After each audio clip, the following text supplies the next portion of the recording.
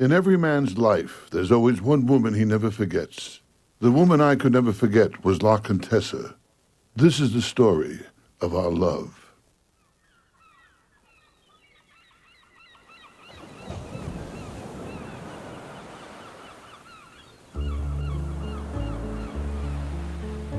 I don't really know what prompted me to go to a nude beach that day.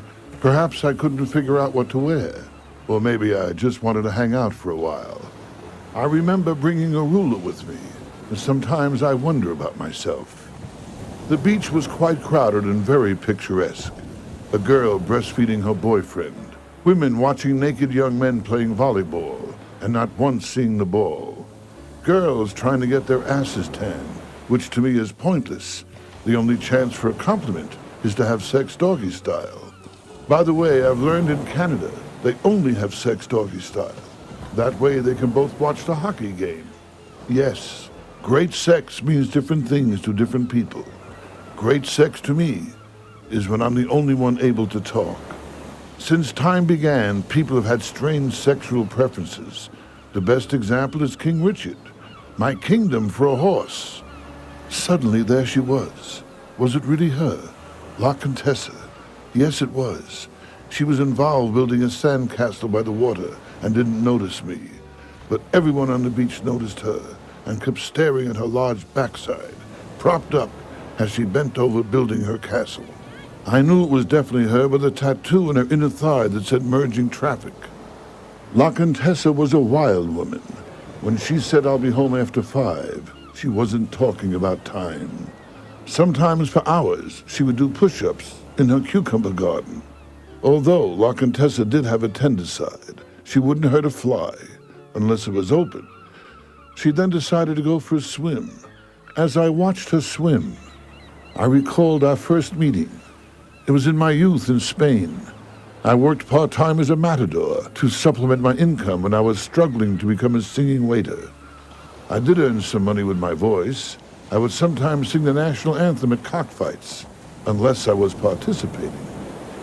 While in Spain, I had a brief affair with an actress who was filming in Madrid. She told me she never wanted a man the way she wanted me, and we should marry.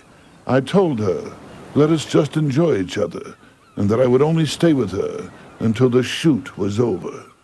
When I was very young, I knew I was built extra large. At 16, I entered a 3-legged race by myself. All my life, I had the same sexual problem. I couldn't get it down. It also had many disadvantages, my entire life being envied by black men. Yes, many disadvantages. When I was injured, a doctor told me not to lift anything over 10 pounds. It was embarrassing, asking someone to help me when I had to urinate. Due to my rare physical attribute, I always had women at my feet, which is usually where they started. Except one. She rejected my advances. I remember asking her, are you in love? She told me she was in like, so I told her to call me when she was in lick. The next time I met La Contessa, I had come close to death as I fought the bull. I had no idea she was in the arena tortured, worrying for my safety and yearning for me. At the time, La Contessa was being courted by Count Rinaldi. Their families had arranged a marriage. As she watched me, she lost control and completely disregarded the Count's feelings when I finally killed the bull. She ran out in the field yelling passionately, I want you, I want you. She then followed me to my dressing room. As I was undressing, she looked faint, so I gave her mouth-to-breast resuscitation. She responded by licking my sword clean. Then she told me she felt uncomfortable, so I told all of my guests to leave. They were all very unhappy, especially the 2 who were about to ejaculate. That day, nothing could stop us. We flew to Shanghai to get away from it all. In the plane, we couldn't keep our hands off each other. Everyone remarked they never saw people act so low-class in first class. The flight was full of turbulence caused by La Contessa and myself. The burning passion between us affected everything. The no smoking sign was smoking. The stewardess came out frantic. She said, we're going down. The plane is going down. She told us to assume the crash position and put our heads between our legs. I removed La Contessa's head and obeyed the stewardess. We were fortunate the plane leveled off. In Shanghai, we went to my favorite Chinese restaurant, The Dragon. The owner, Fang Chu, also known as Fang Chu Mi, a name given to him by his first wife, was an unusual man in many ways. His family were the first to play handball at the Great Wall. He believed in satisfying his customers. If you ordered a special dinner, he gave you one of his daughters to take out. He was also a passionate man. He had one dragon on his chest and one dragon on the ground. At last we relaxed. As we sat at the table, I kept fondling her fortune cookie as she devoured my egg roll. You've all heard the expression, she could eat you under the table, but to experience it. I then took her to a motel, the Shanghai Inn. When I got undressed, it was obvious I was very excited. Just then I thought of the Count and felt guilty. I couldn't go on. I sat down in a bed with my excitement and read the entire Bible as La Contessa relieved me of my guilt 4 times. However, she was still committed to marry the Count. Oh, enough of the past. La Contessa's swim was over. As she walked out of the water, I purposely stood in her path. When she saw me, I knew her love was still burning. I watched her eyes as they surveyed my body, always pausing at a certain height, expelling lust. She came close and reached for my hand. She had a very poor sense of direction, and people watching were aghast. She told me she had nothing planned that evening, and being an accomplished pianist, she would probably be alone with her piano. I told her I had no plans. I would be alone with my upright organ. She gave me the key to her home and begged me to be there at 8 o'clock. I told her I'd try, and if I was late, to start by herself. The timing was perfect. It was not my bowling night. I went home and tried to forget her by playing with my schnauzer. The next thing I knew, I was taking a bath with my schnauzer. Yes, sometimes I wonder about myself. Time was clicking away. 5:30, 6:30, 7:30. I was torn. Should I put her out of my mind or on the floor? The tension was mounting. Suddenly, mounting became my favorite word. I couldn't fight it any longer. My desire was greater than my willpower. There I was, knocking at her door. She had no idea what I was knocking with. We then sat on her patio, and she surprised me by doing 50 laps. Then she decided to jump in the pool. She was an excellent swimmer. She explained that when her family forced her to marry the Count, she got even with them by working for 2 years as a call girl in Venice. She told me the bad experience she had when the boatman was drinking and jammed his gondola into her. I sat there thinking what I've been missing for 20 years. The tenderness, the caring, the whips, the toy soldiers. When she got out of the pool, we were frantic. I grabbed a leg. She grabbed a leg. We ate the whole chicken. La Contessa reminded me that Amanda was born because we ate chicken. Yes, it was finger-licking good, and one thing led to another. With sex, La Contessa was very generous. She always gave her partner a head start. La Contessa kept me on my toes, and I loved the new position. Suddenly, I saw a flash. A neighbor was taking pictures of us, so we decided to relax in front of her fireplace. It was there that she told me of her physical problem. One night, she had a scotch on the rocks, and her back has never been the same. Other than that, since her marriage, she's only cheated twice on the Count. Once with a young Mexican boy. She said it lasted only 2 months while his visa was extended. The other time was one night when she had an affair with the San Francisco Giants, which she said was an accurate name for all of them. She told me how unhappy she was with the Count. He was an insensitive brute, and now meeting me again makes it so much more difficult to go back to him. She was still involved with the Audubon Society, keeping the bird she loved most in her home. I was very distressed in a moment of lust, when instead of me, she grabbed her cockatoo. Occasionally she would fool her cockatoo, offering it food and taking it away. Then I realized she was a cockatoo teaser. Knowing La Contessa so intimately, I was surprised her favorite bird was a cockatoo. I always thought it would be the swallow. Then she told me to just sit back and relax. and she would give me all the respect I never got. Suddenly there was a knock at the door. Who could it be? She looked through the curtain. It was her son, Armando. She brought him in and introduced me as an old friend of the family. I was stunned at how much he looked like me. Yes, it was our son. I was doubly stunned when I saw he was gay. I found myself in shock when I realized he wanted me. What was I to do? Again I was torn. Would it be fair to La Contessa to make love to our son, and yet, would it be fair to my son to deny him his father? Armando told me he had just returned from touring South America, enjoying mostly the Straits of Magellan and the Straits of Roberto. This disturbed me. Was I unhappy my son was gay, or was I jealous of Roberto? He told me while in South America he had a very ill experience. While crossing the street, he got arrested for gay walking. And all the time he spent in the penitentiary, locked in a cell with those 4 brutes. He said it was a very penetrating experience. No matter how many times he tried to be nice, it would always backfire. He told me when he got out of prison, he felt like a new woman. The only thing that was enjoyable to him was his trial. He said they were a very well-hung jury. He also enjoyed meeting the prison dentist. He told Armando to open wide. Armando suggested they have a drink first. He told me he still sees the dentist to have his teeth cleaned and an occasional drilling. He told me he's also suing the prison doctor. He told Armando to stick his tongue out and say yes. La Contessa told me that Armando's problems had started when he was very young.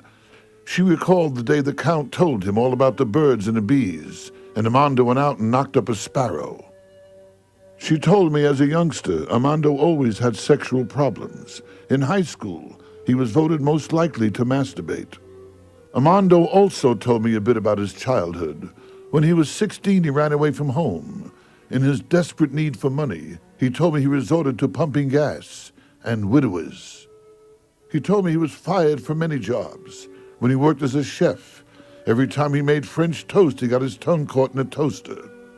Years later, he tried selling insurance for Allstate, but failed. They fired him when they found out what he wanted to put in his hands. He told me how difficult it was for him coming from royalty, and again I was torn. Should I keep him thinking he's royalty, the son of Count Rinaldi, or should I tell him the truth? He's a bastard. Armando told me he was bored. He wanted to start a new life. I told him, the way you make love, it's impossible. He told me he'd be happy if only he could meet the right couple. Armando then persuaded me to run away with him. When we arrived in Brazil, I told him I'd love a cocktail. So he told me one and tried to reenact it. I thought how lucky I am, spending such quality time with my son. He took me to an all-gay bar. It was ridiculous. There were 15 guys for every guy. After one drink, we went to his place. As we entered his apartment, he reached for his robe and told me how unhappy he was with his present lover and how he wanted to slip into someone more comfortable. He expressed how much he was looking forward to Christmas. Christmas, he would hang mistletoe from his belt buckle and hang around with midgets. He then read me some poetry and told me about some of his friends he had helped by straightening out their Longfellow. He then took my hand and asked me if he could help me. Again, I was torn. I didn't know whether to turn him down or turn him over. Then I realized I needed help. The situation was too much for me. I decided to join Fathers Whose Gay Sons Want Them, Anonymous. I said goodbye to my son and went to my farm in Vermont to relax, get out of the fast lane, and enjoy nature. It was not easy for me to change my lifestyle. My first day there, I took a walk and met a hooker by the brook. I'd never been with the hooker before. However, she was so desirable, and my need to forget La Contessa was so great, I decided to break precedent. I was curious as to how she became a hooker. She told me she got the idea when she was very young, when someone offered her a penny for her thoughts. She told me she looked up her family tree and all of the women were prostitutes. In fact, her great-great-great-grandmother charged the Light Brigade. To me, a hooker was always like a combination lock. If you hit the right numbers, she'll open up. Suddenly, she looked so lovely to me lying there under a pear tree next to my oak. I grabbed her and kissed her. I told her, when I kiss you, it's like a breath from the Orient. She said it should be. I just blew a Chinaman. I decided to continue our meeting at my place. I wanted her, and I didn't want any vague dates. I learned years ago that time and tide and hookers wait for no man. When we arrived at my place, we had sex immediately, and she confessed her love for me. She said she must have me and always be with me. I told her, there's so much more I want to know about you. She said, like what? I said, your name. She told me her name was Valerie Dubois, and to call her VD for short. She told me Halloween was coming up. She would go door to door, trick or trick. After Halloween, she gave me all her money. In appreciation, I gave her an expensive virgin wool sweater, but her body rejected it. Then I realized I was still longing for La Contessa. The problem was how to contact her without the Count knowing it. The answer came to me. I'll call Armando at his home in San Francisco. He told me he expected La Contessa to visit next week. I told him I'd be in the area and may drop in and say hello. When I arrived, I called Armando and La Contessa picked up the phone. She was there. I didn't speak a word and hung up. The thought of seeing La Contessa again made me nervous. I went to a bar for some drinks. Sitting next to me was a young woman who was obviously pregnant and drinking heavily. She told me she was drinking because she was trying to forget. I told her, you must have a hell of a memory. She said she was upset because she had a fight with her boyfriend. I advised her the next time you fight, tell your boyfriend he should knock you down.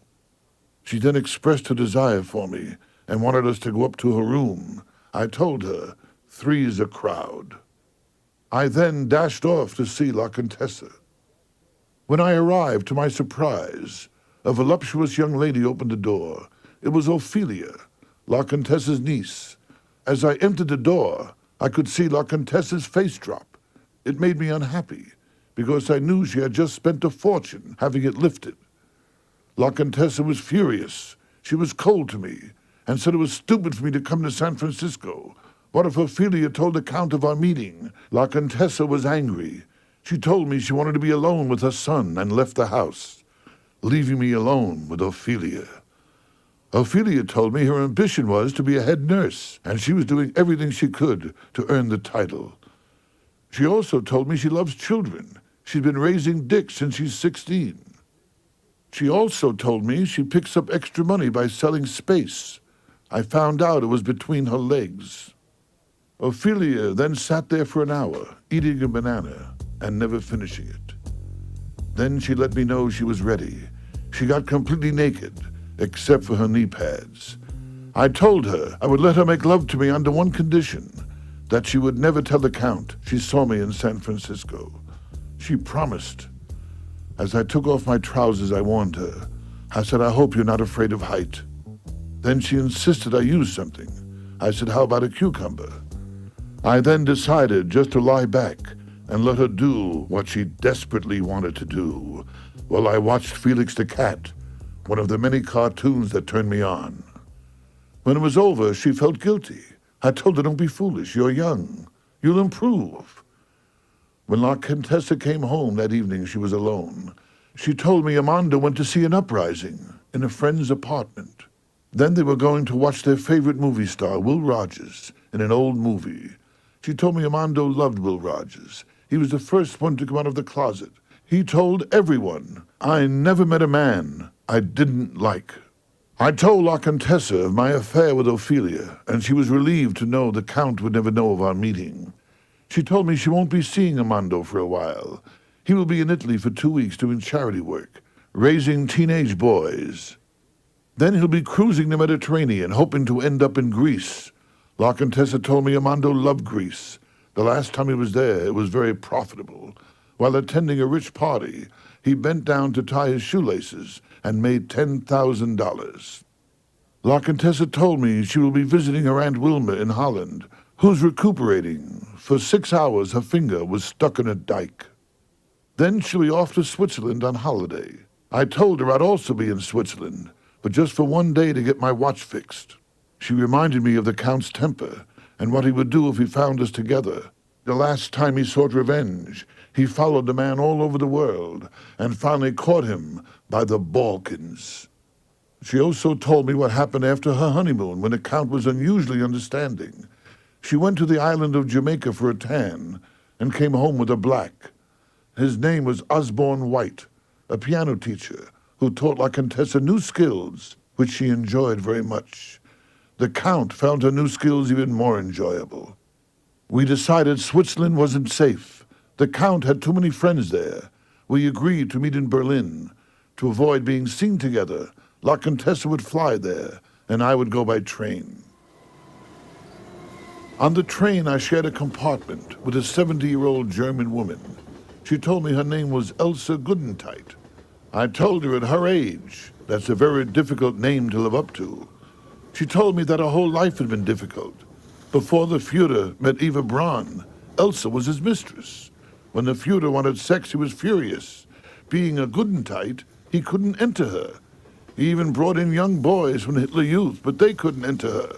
I told her it sounded like she went through quite an ordeal. She told me she wasn't the only one.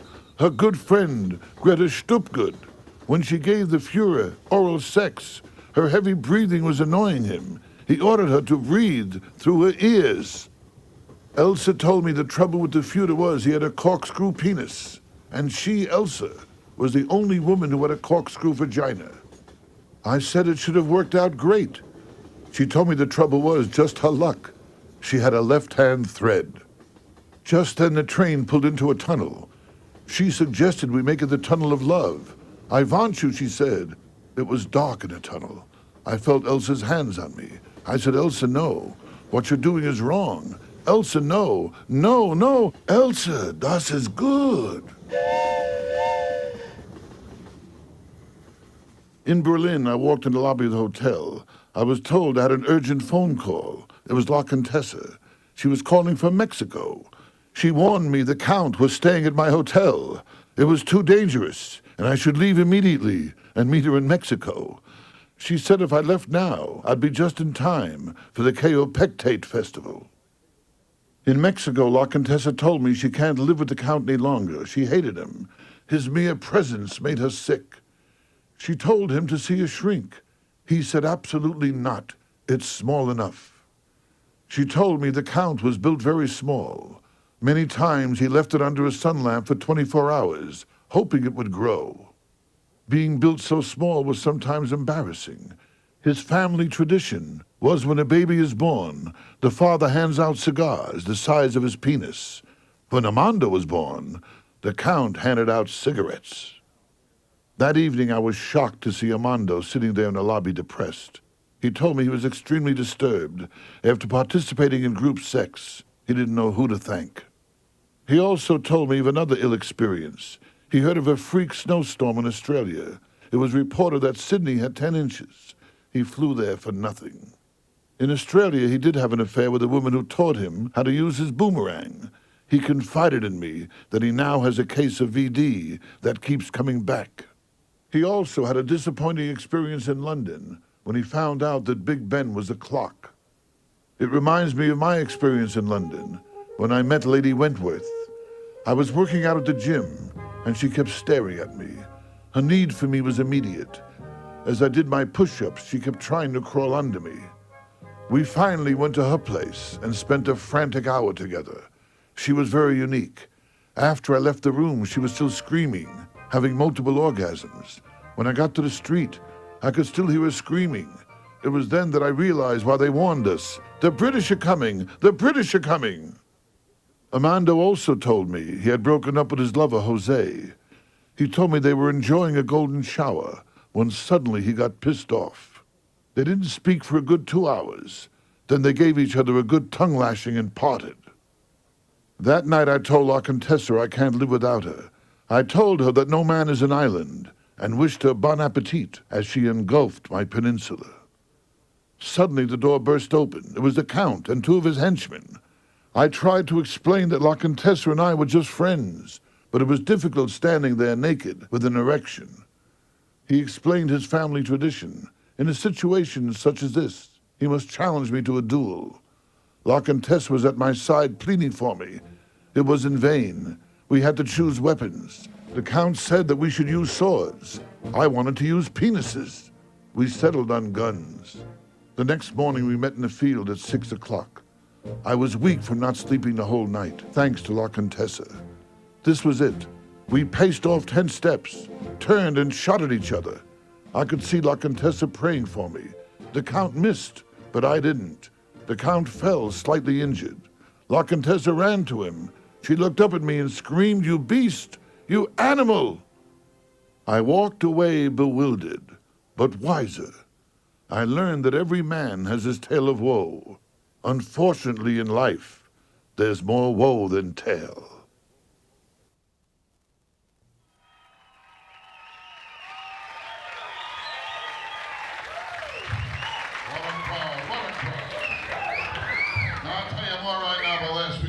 Shape, you know?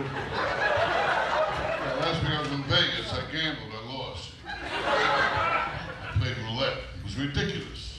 For 2 hours I just sat there, hating the guy who invented the wheel. I tell you, I'm never lucky at gambling. Every time I bet on a horse, I hit the same thing. They're off, except one. Same to good girls, I can't get lucky. I saw a girl at the bar, went over to her and said, "Yeah, you're a cute chick. How about letting me be the rooster?" She told me to go pluck myself. You see, the trouble with me is my sex life is on hold, and I got no one to hold it. I'll tell you, I'm a lonely guy, and you got no idea how lonely I am. How lonely? I'm so lonely. The other day in traffic, a guy gave me the finger, and I enjoyed it.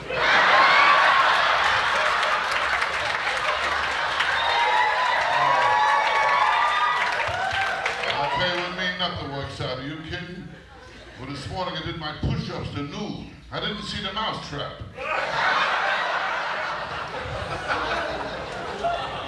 You know what means nothing to me when a girl says, "I'll give you a hug"? What good is a hug? I never heard of a guy yet who came from a hug. So you meet people you don't know who to believe, you know?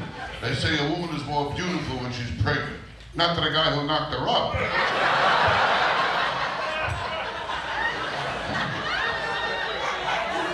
Lord, I tell you, love thy neighbor as thyself. What am I supposed to do, jerk him off too?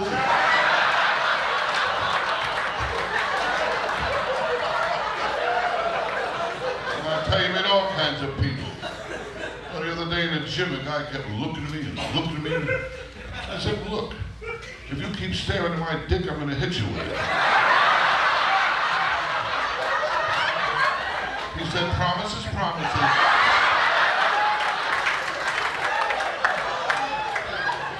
I'll tell you, the best relationship is two bisexuals. They go out looking for girls, they don't find any, who cares? I'll tell you, talk to some guys, they'll have sex with anything at all.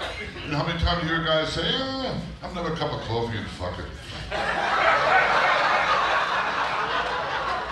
The other night I was drinking, I ended up in a gay bar. They asked me for proof of sex. I showed them proof, they said it wasn't enough. See, I'm not a sexy guy, you know. I was with one girl, I said, "Hey, honey, let's go for the whole 9 yards. She's, "Let's be accurate, we'll go for the whole 1.5 inches.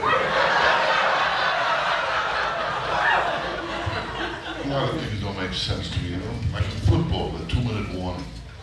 What's the big deal? Every player knows you got 2 minutes to play. What's the big warning? To me, a 2-minute warning is like you're in bed with a chick. A husband calls for his car phone. He said, "Honey, I'll be home in 2 minutes. That's a 2-minute warning." There was this Jewish guy was talking to this black guy, you know. The Jewish guy says, "I don't know, my wife, her birthday, I just can't make her happy. I gave her a fur coat, she didn't like it. I gave her a new car, she don't like it. Tell me, how do you handle your wife on your wife's birthday?" The black guy said, "Well, I give her 2 presents. I give her a pair of slippers and a dildo. And if she don't like the slippers, she can go fuck herself."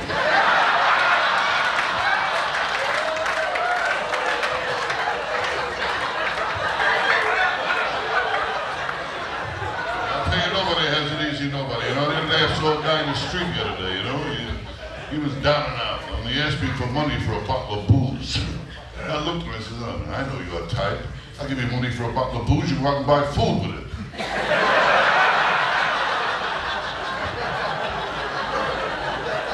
Now, don't get me wrong, I like to help people. I mean, I want to do a show for the homeless. I don't know where to contact them. But in my own way, I try to help the homeless, you know? I'm always looking for a girl who needs a room.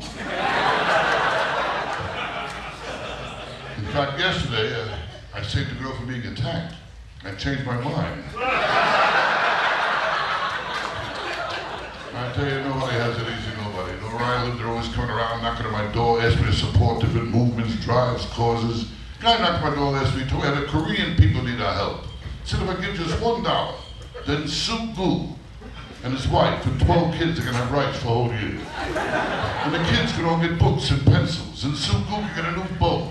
They can send 4 kids to college. I told him they're happy to give Suk-gu $1 if he would show my wife how to stretch her butt that far, you know? I tell you, I live in a bad neighborhood too, I'll tell you that. I live in the only neighborhood when I plan my budget, I offer hold-up money. Well, the other day there was a knock on my front door. I figured I'd play it safe, you know, I opened the peephole. The guy reached in and grabbed it. With both hands.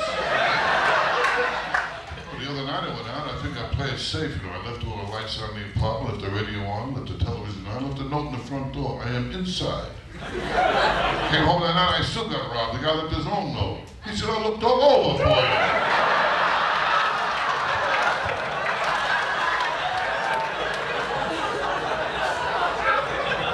Everybody thinks their life is tough, you know. Sometimes I think back on my life, you know. And I'm a victim of child abuse. My kids keep kicking the shit out of me.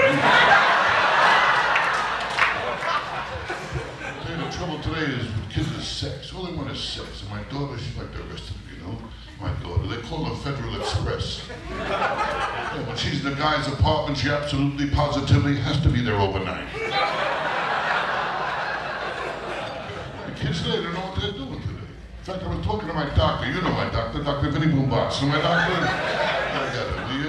he told me last week in his office they got 6 cases of ED. I mean, he's all right now.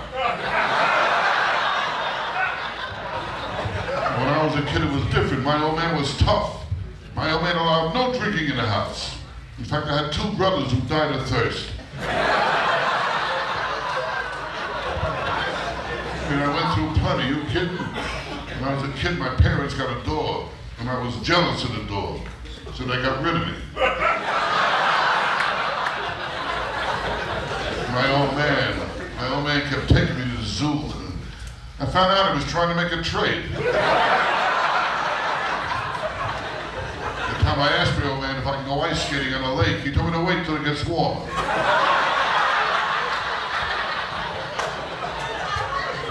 Sometimes I think of the advice my old man gave me, you know. He told me never take candy from a stranger unless he offers you a ride.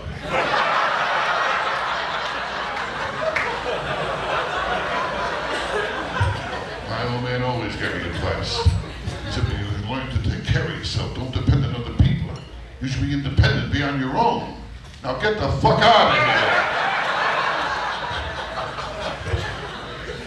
As a kid, I had no luck with girls either. I was making love to one girl, she started to cry. I said, you'll hate yourself in the morning? She said, no, I hate myself now. One time I had a blind date with a girl. I waited 2 hours in the corner, a girl walked by. I said, are you Louise? She said, are you Rodney? I said, yeah. She said, I'm not Louise. One time I took out a belly dancer. She told me I turned her stomach. I tell you, I'm a good lover, I'll tell you that, Rita. When I make love to a girl, she scratches, she screams, and she realizes I'm not going to take no for an answer.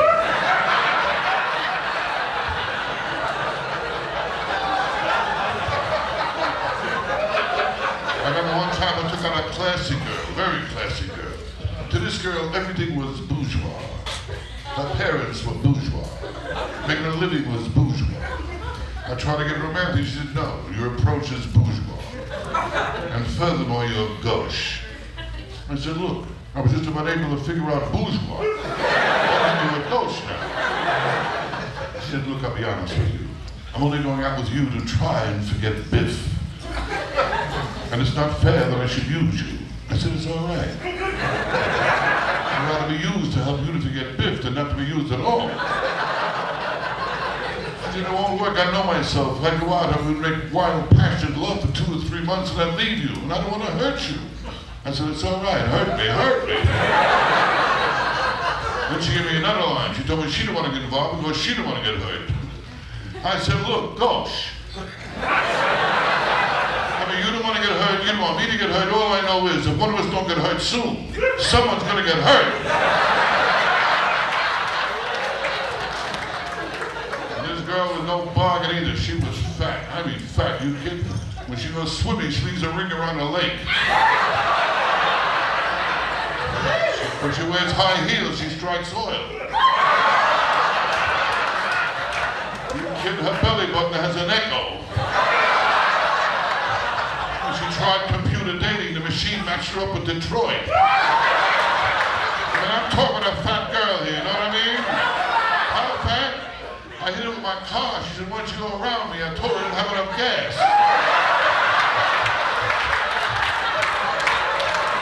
This girl was fat and ugly. Ooh, she ugly. You know what I mean? When she walks in the room, mice jump on chairs. I mean, ugly. Well, she went to a plastic surgeon. He added a tail.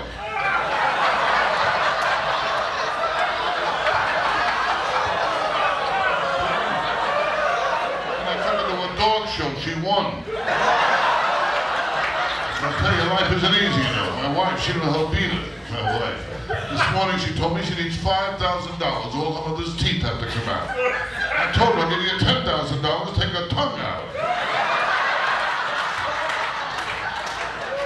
And my wife can't cook either, you kidding me? After I eat, I don't brush my teeth, I count them.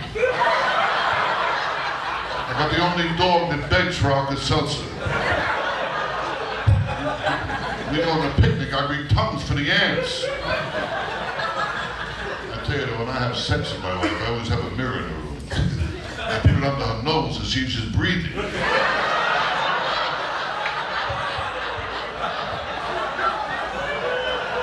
other night I felt sexy, you know, I grabbed her. I said, come on, honey, I'll show you where it's at. She said, you better, because the last time I couldn't find it. I got no sex life, you kidding? When the dog watches me in the bedroom once I learn how to beg.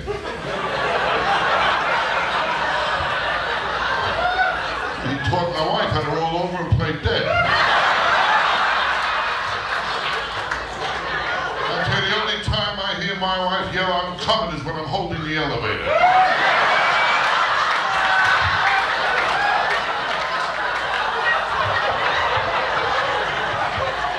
One night I caught her with the milkman. She told me not to tell the butcher. Before I got married, my wife told me I was 1 in a million. I found out she was right. Hey, you want to make your wife scream during sex? You wipe your dick on the curtains.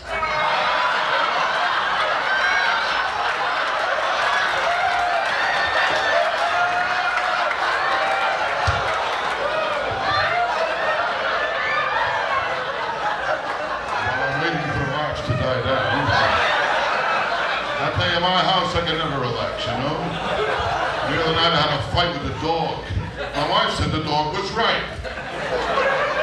And she told me this right in front of the dog. And the dog has no respect. My wife throws the ball and he waits for me to bring it back. I'm talking, you know, about a fictitious wife here. Actually, I got married about 1.5 years ago, and everything has worked out okay, you know. My wife's name is Joan. She's from Utah.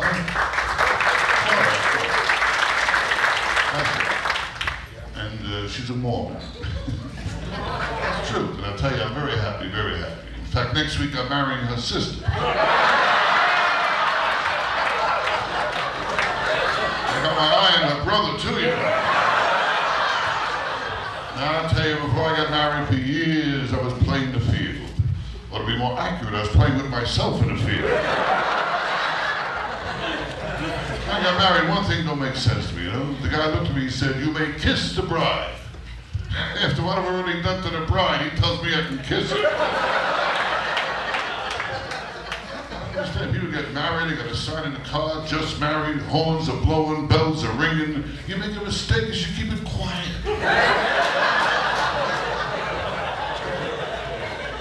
Anyway, this couple meet at a bar, you know, and he says to her, gee, you're such a lovely girl, how come you're alone? She says, well, I'll tell you the truth, I'm a very kinky person, I'm too kinky for most people, you know, and I mean, out with men, I'm just too kinky, that's why I'm alone. He said, really? He said, me too, I'm a kinky guy. He said, that's why I'm not with a girl, I'm too kinky for girls. He said, we're both alike, two kinky people, let's get together. She said, great, let's go back to my place. They go back to her place.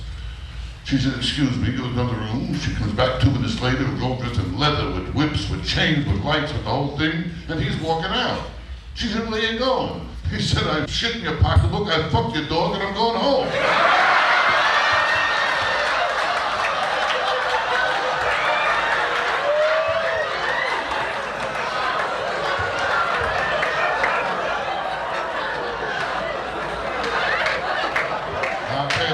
Showbiz now was like a comeback for me, you know? Because I was in showbiz years ago and I quit. To give you an idea how well I was doing at the time I quit. I was the only one who knew I quit. It's a funny thing though, you know? And before the show I met a couple of Midwest here. When people don't know my name, they give me credit for knowing my own name. They look at me and say, what's your name again? I say, Rodney Dangerfield. They say, right.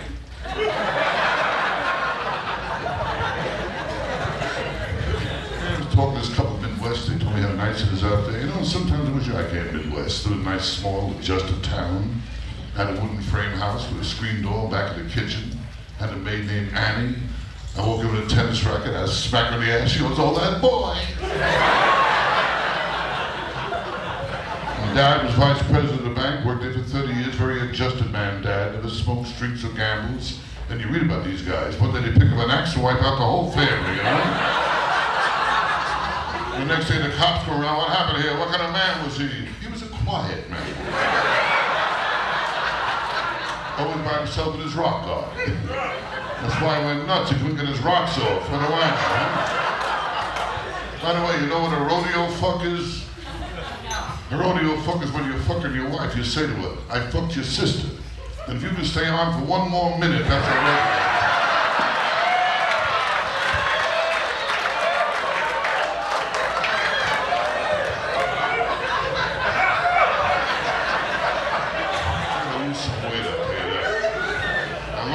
I gained it back, you know? And I tried jogging, I keep running into restaurants. I tried everything, even tried talking soft. In restaurants, people talk soft if people stop fattening. People to find them old, thank you very much. Everything is fattening, everything is fattening. You kidding? I'm glad jerking off isn't fattening. Would I be heavy? I weigh a fucking ton, you know that? This Italian guy and this Polish guy went hunting, you know? They saw this gorgeous chick. The Italian guy says, ooh, I like to eat it. So the Polish guy shot her.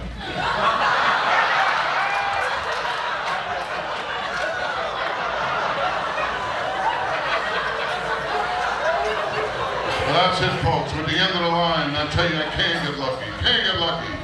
I mean, I'm sitting on top of the world, and I get hemorrhoids. You get old, you get a lot of things. You know, I got arthritis too. Ooh, that's a beauty, arthritis. You get stiff in every place except the place you need it. But I got no sex. At my age, if I squeeze into a parking place, I'm sexually satisfied. And I see a sexy girl, I got a tongue on.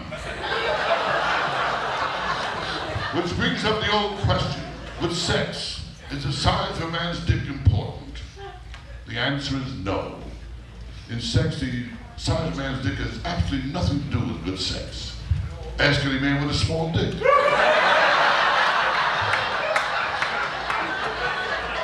But you do say you can tell a guy with a small dick by his name. And I'll tell you, a lot of guys are in bad shape, you know. Guys like Tiny Tim, you know. Rich Littles. Martin Short. Oh, Pee Wee Herman, he's in trouble. How about Dick Van Dyke? this.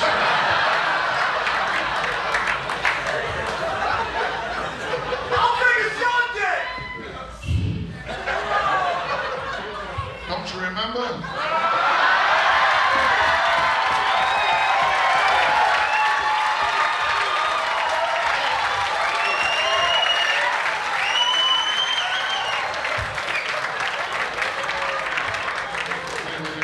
The cops picked up this young kid, 18 years old, for traffic violations, you know?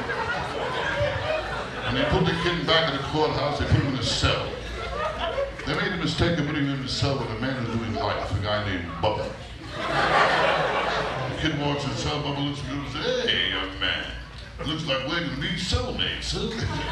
Well, tell me, you wanna be the man or you wanna be the woman?" The kid says, "Well, I'll be the man." He said, "Well, good, you come over here now and you suck your wife's cock."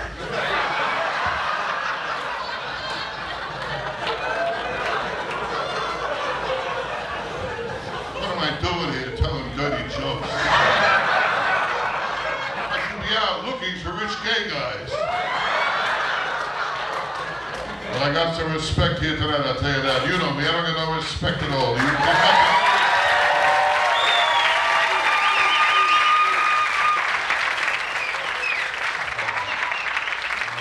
I was arrested for jaywalking. The crowd kept yelling, "Don't take him alive."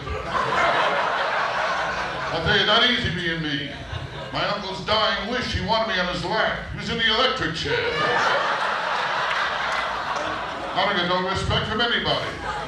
Well, Cisco and Eva, they caught my act. They gave me one finger up.